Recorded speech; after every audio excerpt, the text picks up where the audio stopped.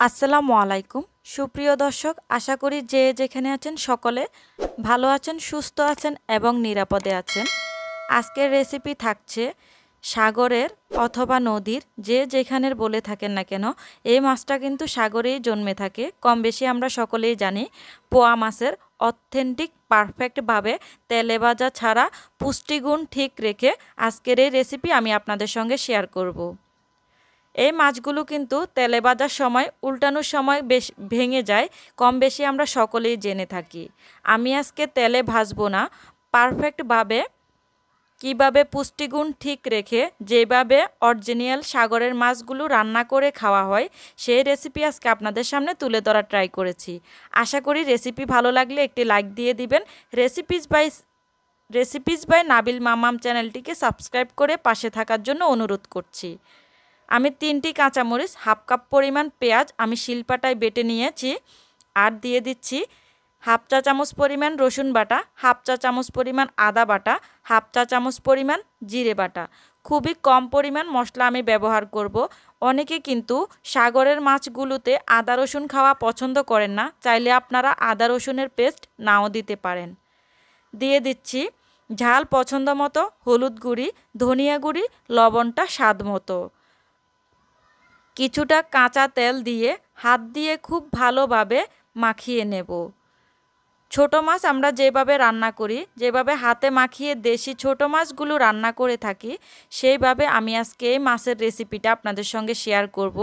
মাছটা রান্না করার পর হয়তো কালারটা দেখতে ভালো লাগবে না, কিন্তু অসম্ভব মজার হবে, খেতে অসম্ভব ভালো লাগবে।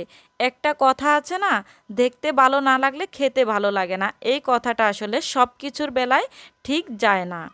সব সময় সব কথা সব কাজের সাথে মেলে না। আজকে এই রেসিপিটা আমি হাতে মাখিয়ে রান্না করব, কিন্তু দেখতে হয়তো সাদা সাদা লাগবে। কাঁচামরিচও দিয়েছি, লাল মরিচের গুঁড়াও দিয়েছি, খেতে কিন্তু অসম্ভব ভালো লাগবে। মাছটা মাখিয়ে 3 থেকে 4 মিনিটের জন্য আমি এইভাবে রেখে দিয়েছিলাম। তারপর আমি চুলায় একটি প্যান বসিয়ে দিয়ে পরিমাণ মতো রান্নার তেল দিয়ে দিয়েছি, সামান্য পরিমাণ লবণ ছিটিয়ে দিয়েছি। এই মাছগুলো কিন্তু এমনিতেও ভাজার সময় উল্টানোর সময় ভেঙে যাওয়ার সম্ভাবনা থাকে। এটা চাইলে আপনারা একদম তেলে ভেজে কড়কড়া করেও খেতে পারেন, যেটা মুচমুচে বলি আমরা কম বেশি, সেভাবেও কিন্তু খাওয়া যায়। আজকে আমি একটু ডিফারেন্টভাবেই রেসিপিটা আপনাদের সঙ্গে শেয়ার করতেছি। এখন আমি 3-4 মিনিট পর তেল গরম হয়ে গেলে মাছগুলো এক এক করে সবগুলো কড়াইতে দিয়ে দিয়েছি। এইভাবে দিয়ে আমি সবগুলো মাছ দেওয়ার পর অপেক্ষা করব 1.5 থেকে 2 মিনিটের মতো। চুলার আঁচটা কিন্তু মাঝারি আঁচেই রাখবো, খুব বেশি বাড়িয়ে দিলে পুড়ে যাবে, একদম কমিয়ে দিলে কড়াইয়ের সঙ্গে মাছগুলো লেগে যাবে। চেষ্টা করবেন সবসময় একটু তলানি ভারীযুক্ত কড়াইতে অথবা ফ্রাই প্যানে মাছগুলো ভাজার জন্য। এই সাগরের মাছ, পোমা মাছগুলো আমার যতটুকু ধারণা, আমি 2-3 দিন খেয়েছি, বেশি খাইনি। তাতে মনে হলো ভাজার সময় খুবই নরম হয়ে যায়, উল্টানোর সময় ভেঙে যায়। আমি খুব সাবধানে 1.5-2 মিনিট পর মাছগুলোকে হালকা একটু উল্টে পাল্টে দিচ্ছি। এর মধ্যেও কিন্তু 2-1টি মাছ আমার ভেঙে গিয়েছে। যেহেতু আমি এটা আজকে তেলে একদমই কড়া বাজি অর্থাৎ মুচমুচে বাজি করব না, 2 মিনিট পর উল্টে দেওয়ার পর বাকি মশলাগুলো মাছগুলোর ফাঁকে ফাঁকে আমি দিয়ে দিচ্ছি, যেন খুব সুন্দরভাবে মশলাগুলো কষানো হয়ে যায়, অর্থাৎ ভাজা ভাজা হয়, খুব সুন্দর একটা ফ্লেভার আছে। আবারও 1.5 থেকে 2 মিনিট পর মশলাগুলো হালকাভাবে একটু নেড়ে চেড়ে যেই পাত্রে মাছগুলো মাখিয়েছিলাম সেই একই পাত্র ধুয়ে আমি এখানে 1.5 কাপ পরিমাণ মতো পানি ব্যবহার করেছি। খুব বেশি পরিমাণে পানি ব্যবহার করব না, এই সাগরের মাছগুলো সিদ্ধ হতে খুব বেশি সময় লাগে না।